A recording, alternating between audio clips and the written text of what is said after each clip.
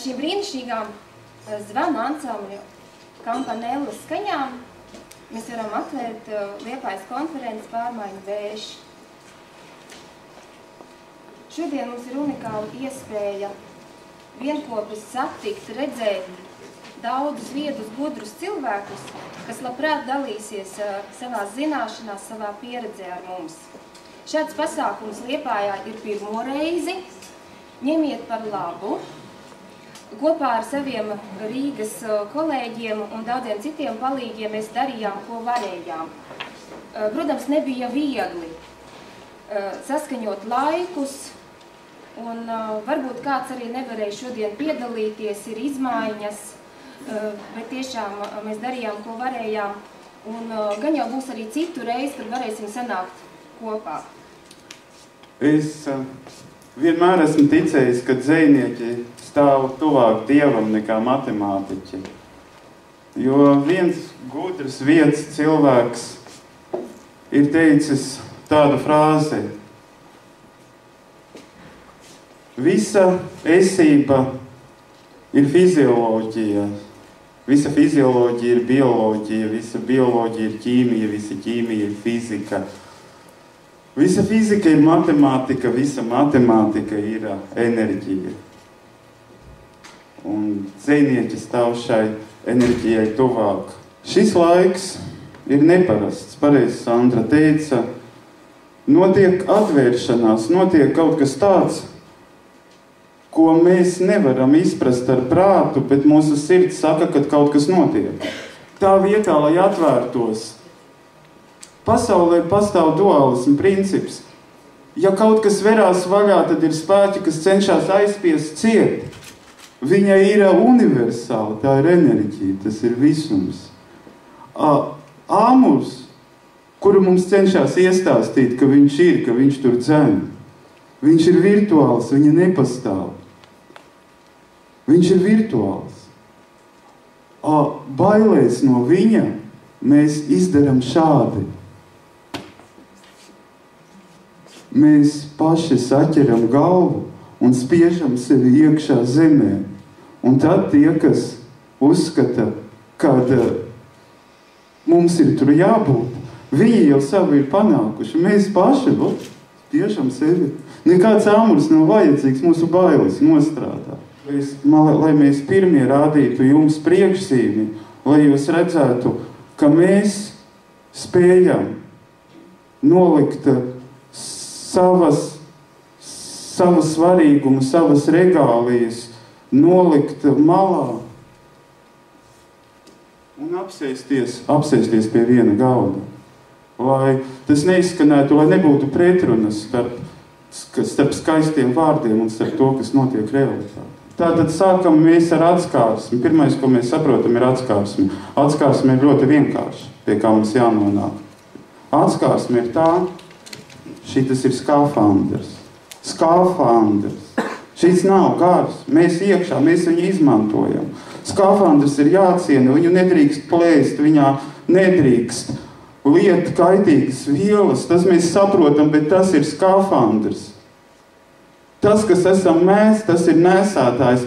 Gatavība, kam mēs visi runājam, jā, mēs esam gatavi pārmaiņām. Gatavība. Es pateikšu, kas manā izpratnē ir gatavība. Gatavība. Ja mēs esam gatavi nomirt, tad mēs esam gatavi jebkam. Tad mēs esam gatavi dzīvei, tad mēs esam gatavi laimei, tad mēs esam gatavi harmonijai. Ja mēs esam gatavi nomirt. Kāpēc mēs šeit esam? Kopība. Kopība ir ārkārtīgi svarīga. Kas ir kopība? Tāpēc šeit garīgie skolotāji salasās, lai tā kopība būtu, lai mēs izveidotu tiešās saites. Kopība, kooperācija. Ja būtu uzticība cilvēkam vienam pret otru, ja mums būtu uzticība, vai mums vajadzētu izmantot bankas, vai mēs vajadzētu izmantot starpniekus? Vai tas nav smieklīgi, ka cilvēks, lai pārdotu māju, viņš nevar nonākt pa taisno pie pārdevēja un atdot viņam māju un paņemt no viņa naudu? Bet viss ir uztaisīts, šī sistēma ir uztaisījusi tādu apli, lai cilvēks būtu apjucis. Un no Tomasa Mora arī viss nāk tālāk. Un tagad iedomāsimies Tomasu Moru. Es izjūtu milzīgu cieņu pret šo cilvēku, kurš uzrakstīja utopiju. Tiem, kas nezin, pateikšu. Utopija, pēc kuras būvētas visas ideālās sabiedrības, Tomas Mors uzrakstīja 1516. gadā. Redzēt 500 gadi uz priekšu, brīnišķīgi, bet tas nav pats galvenais. Tomas Mors bija 3. cilvēks Anglijā. Viņš bija lords kanclers, un viņš nolika savu galvu zem bendes cirviem, lai dotu cilvēkiem citiem cerību uz pašcieņu un vienlīdzību. Viņš nebija tāds, kuram kaut kā dzīvē nepatīk, ziniet, no padebeniem izlīdes un revolūciju taisīs. Lords kanclers, Anglijas karalistes, uzrakstīja utopiju. Tomas Mors, es gribētu, lai ir kā piemērs visiem garīgajiem skolotājiem, kas Latvijā darbojās. Vienkārši, mīļie, ieraugiet perspektīvu savā dzīvē un transformācija sāksies. It kā iedarbosies, kā Ziedonis saka, tas arī bija man tas Ziedoņa dzīvos, ar ko es iesāku. Iedarbosies baltā vilkme un sāks jūs vērt vaļā un pūst uz priekšu. Tikai perspektīvu ieraugiet. Dzīvē vajag, lai jūs ieraugat to gaismu tuneļa galā, lai cik viņa fantastiska būtu priekš sevīm perspektīvu. Un automātiski ir transformācija. Tie procesi notiks paši no sevīm, no iekšienes. Viņi jau notiek. Un tas, ko tu ieraugi pēc transformācijas procesiem, ja tu esi izturējis, tu ieraugi, ka šīs te ezotēriskās zināšanas, šī te ezotēriska, viņa ir pārsvarā racionāla. Tu vari izmantot racionāli visu, ko dari.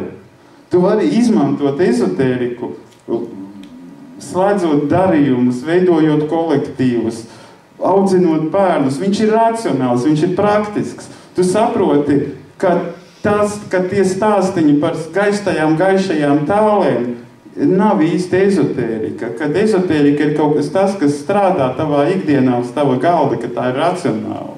Līdz galam nekas netiks izskaidrots. Līdz galam nevar izskaidrot. Nevar izskaidrot līdz galam. Ir lietas, kuras ar sirdi sapratīs, ar vārdiem nesapratīs. Un neurbieties tālāk, ja sirdi saprot jau labi. Galvenais vēstījums, ko es gribētu pastāstīt visiem šeit esošajiem cilvēkiem, kāpēc, varbūt pat ne es domāju, kāpēc ir degradācijas laikmets. Tajās zaļajās lapiņās, ko jūs saņēmāt pie ieejas, augšā ir vārdi no Bhagavad Gītas.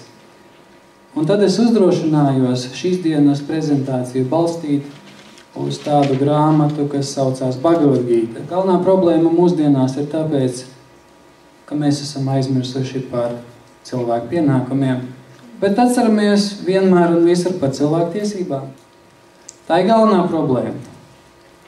Un uz tās es lieku uzsvaru šodien. Ne par velti saka, ka uz zemes ir vai nu gandrīz 8 vai 8 miljardi iedzīvotāji. Tie, kas vēlas iedzīvoties uz citu rēķina, bet nevis cilvēku. Kāpēc nesaka, ka cilvēki ir 8 miljardi, bet iedzīvotāji? Kā tas izpaužas mūsu sabiedrībā, kaut vai viens piemērs. Stāvceļa policija, mēs braucam un mirkšķinam. Mēs traucējam izpildīt viņu pienākumus, līdz ar to nemaz neapzināmies, kā mēs graujam tiesisko kārtību ar šādiem sīkumiem. Mazs cīnītis gāž lielu vezumu.